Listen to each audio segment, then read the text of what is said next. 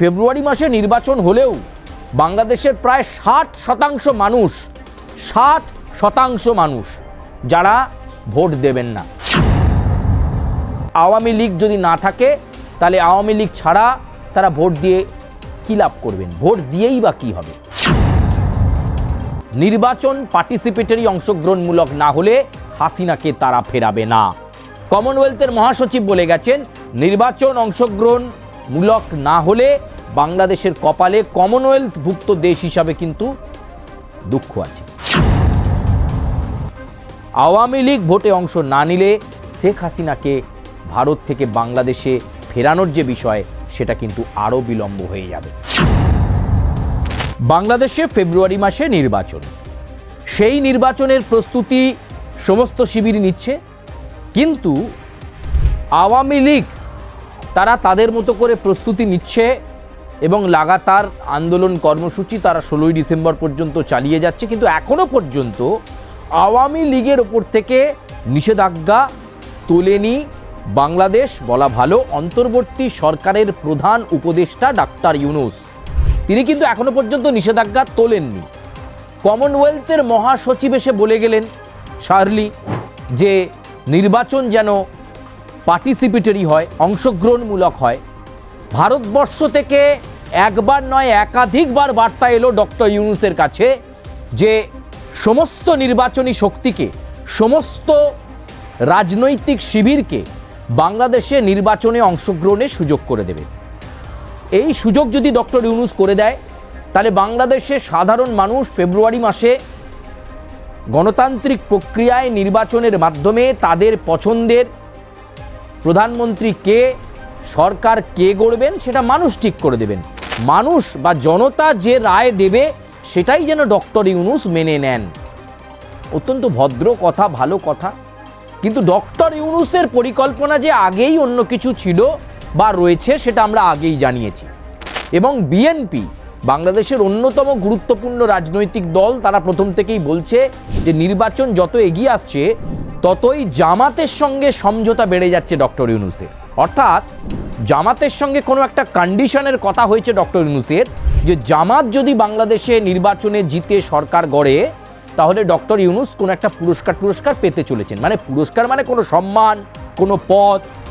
যেভাবে জুলাই গণঅভ্যুত্থানের পর রাতারাতি তাকে বাংলাদেশের উপদেষ্টা হিসাবে বসানো হলো, প্রধান উপদেষ্টা হিসাবে প্রায় 15-16 মাস কাটিয়ে দিলেন, এখনও পর্যন্ত বাংলাদেশের প্রভূত কোনো উন্নতি, বাংলাদেশকে অগ্রগতির পথে এগিয়ে দেওয়া তো দূরস্থ, বরং যোজন যোজন বাংলাদেশকে পেছনে ফেলে দিয়েছেন, অনেক পিছিয়ে দিয়েছেন।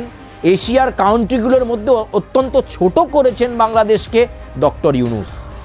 তার কিছু অপদার্থতা এবং তার ব্যর্থতার জন্যই সামগ্রিকভাবে বাংলাদেশ আজকে একটা অর্থনৈতিক সংকটে ভুগছে, এ কথাও আমরা আপনাদেরকে জানিয়েছি।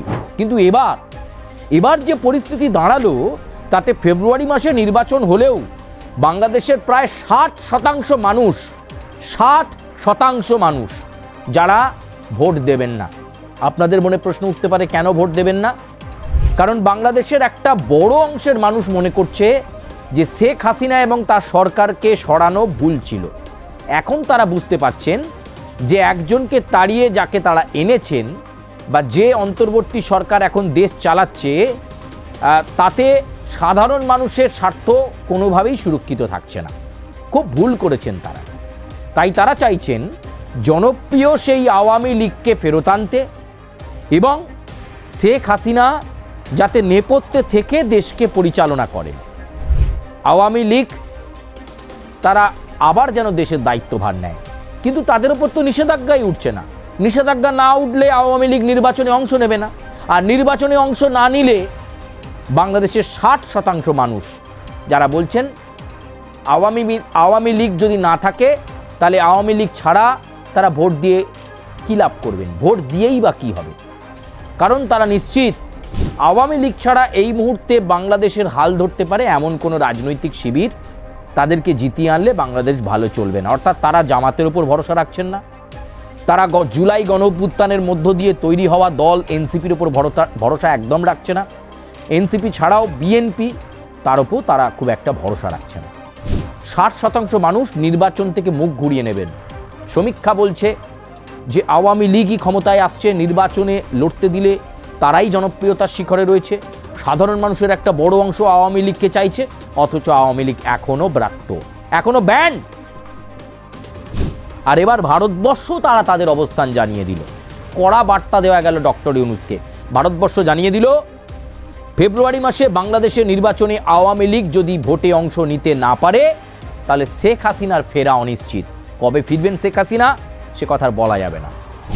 যদিও নির্বাচন অংশগ্রহণমূলক হয়, পার্টিসিপেটরি হয়, সমস্ত রাজনৈতিক দল অংশগ্রহণ করতে পারে, আওয়ামী লীগের ওপর থেকে নিষেধাজ্ঞা তুলে নিয়ে ডক্টর ইউনূস যদি জাতির উদ্দেশ্যে ভাষণে বলেন যে বাংলাদেশের সমস্ত রাজনৈতিক শিবির তারা নির্বাচনে অংশ নিতে পারবেন, তাহলেই কিন্তু শেখ হাসিনা নির্দিষ্ট সময়ের মধ্যে বাংলাদেশে ফিরবেন। নচেত ভারত জানিয়ে দিয়েছে নির্বাচন পার্টিসিপেটরি অংশগ্রহণমূলক না হলে হাসিনাকে তারা ফেরাবে না। কমনওয়েলথের মহাসচিব বলে গেছেন নির্বাচন অংশগ্রহণমূলক না হলে বাংলাদেশের কপালে কমনওয়েলথভুক্ত দেশ হিসাবে কিন্তু দুঃখ আছে। আন্তর্জাতিক মহলে ভারতবর্ষ জানিয়ে দিয়েছে বাংলাদেশের নির্বাচন অংশগ্রহণমূলক না হলে জাতিসংঘ রাষ্ট্রসংঘের ওপর থেকেও একটা চাপ ডক্টর ইউনূসের ওপর আসবে। কিন্তু তিনি তো আবার অকুত ভয়। ডক্টর ইউনূস এখন ইদানিং কোনো ভয় টয়, কোনো বার্তা, ভারতের কোনো মেসেজ এসব কোনো পাত্তাই দিচ্ছেন না।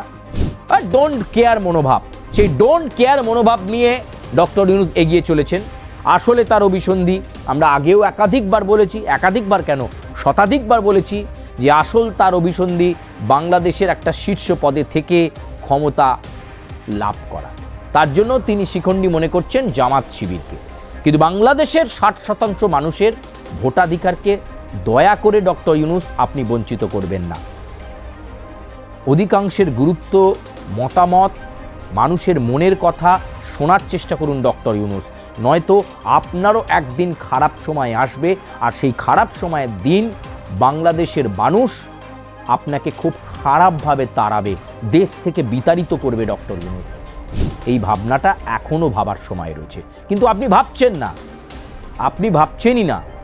নির্বাচনকে পার্টিসিপেটরি বা ইনক্লুসিভ করার ব্যাপারে আপনার কোনো এখনো পর্যন্ত দিশা নেই।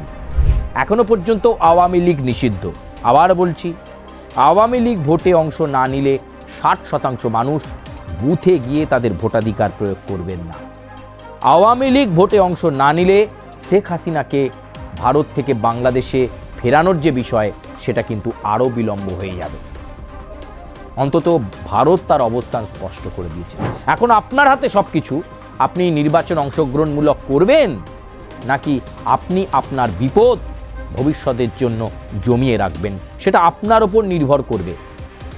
ডক্টর ইউনূস এখনো পর্যন্ত আপনি কোনো বিচক্ষণভাবে সিদ্ধান্ত নেননি। এবার সময় এসেছে বিচক্ষণতার সাথে সিদ্ধান্ত নেওয়ার। আপনি কেন এই নিজের দায়িত্ব আঁকড়ে রাখার চেষ্টা করছেন? ছেড়ে দিন না। নির্বাচনে যদি আওয়ামী লীগ না যেতে ভালো কথা, যারা জিতবে তারা সরকার গড়বে। জামাত জিতলে জামাত, বিএনপি জিতলে বিএনপি, এনসিপি জিতলে এনসিপি। আপনার কেন এত মাথা ব্যথা? এ প্রশ্ন কিন্তু উঠছে। তাই সমস্ত রাজনৈতিক দল যাদের ওপর নিষেধাজ্ঞা রয়েছে, শুধু আওয়ামী লীগ নয়, তাদের ওপর থেকে নিষেধাজ্ঞা তুলে নিয়ে নির্বাচনকে পার্টিসিপেটরি করার, অংশগ্রহণমূলক নির্বাচন করার বার্তা দিচ্ছে ভারতবর্ষ। হয় শুনবেন, আর না হলে আপনি খুব ভালো করে জানেন সামনে আপনার কি বিপদ অপেক্ষা করছে। আজকের মতো বাংলাদেশ সংক্রান্ত আপডেট এ পর্যন্তই। তবে আপনাদের সঙ্গে আবার দেখা হচ্ছে বাংলাদেশের ভেতরকার খবর নিয়ে। 5ই আগস্ট থেকে টানা দিচ্ছি, আবারও আগামীতে খবর দেব। আপনারা সকলে ভালো থাকবেন। ধন্যবাদ।